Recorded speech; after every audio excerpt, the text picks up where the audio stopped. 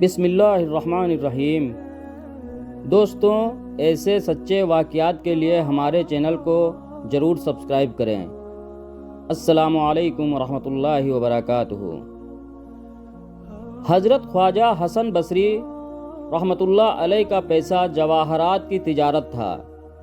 ایک مرتبہ کا ذکر ہے کہ آپ تجارت کی غرض سے روم تشریف لے گئے۔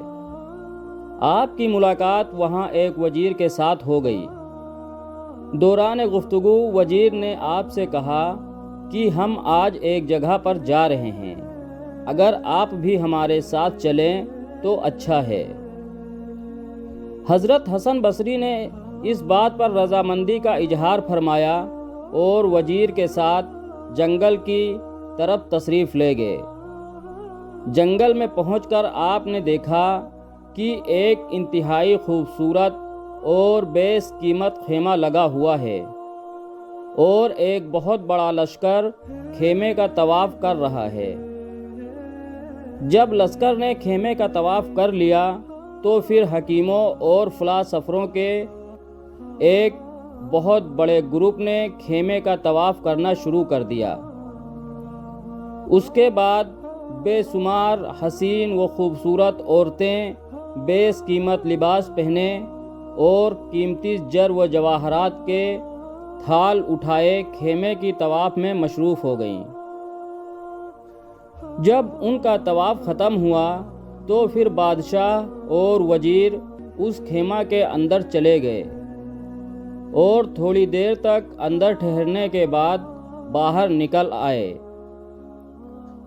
حضرت حسن بصری یہ سارا منظر بڑی حیرت اور انہماک کے ساتھ دیکھ رہے تھے۔ آپ کافی دیر تک سوچتے رہے کہ یہ معاملہ کیا ہے، مگر آپ کی سمجھ میں جب کچھ نہ آیا تو وزیر سے اس کے بارے میں پوچھا۔ وزیر کہنے لگا کہ کئی سال گزرے، قیصر روم کا ایک انتہائی خوبصورت نوجوان اکلوتا بیٹا انتقال کر گیا۔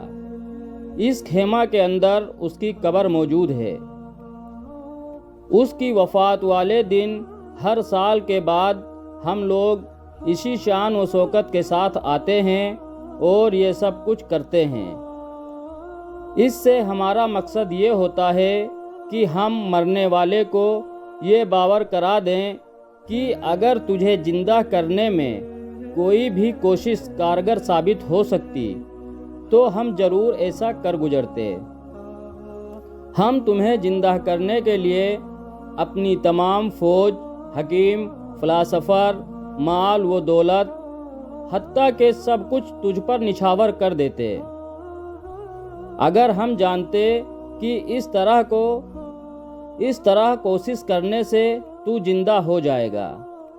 مگر افسوس کہ تیرا معاملہ تو ایسی عظمت والی ذات اقدس کے ساتھ ہے جس کے مقابلہ میں تیرا باپ تو کیا، ساری کائنات کی طاقت و قوت بھی بالکل کچھ نہیں کر سکتی۔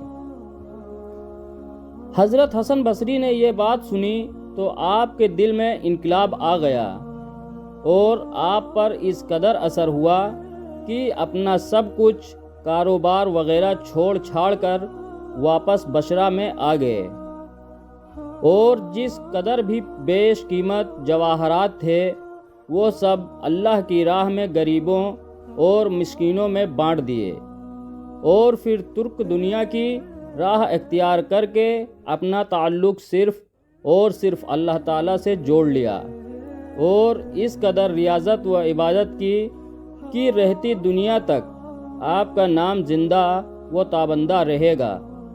جزاکم اللہ خیر۔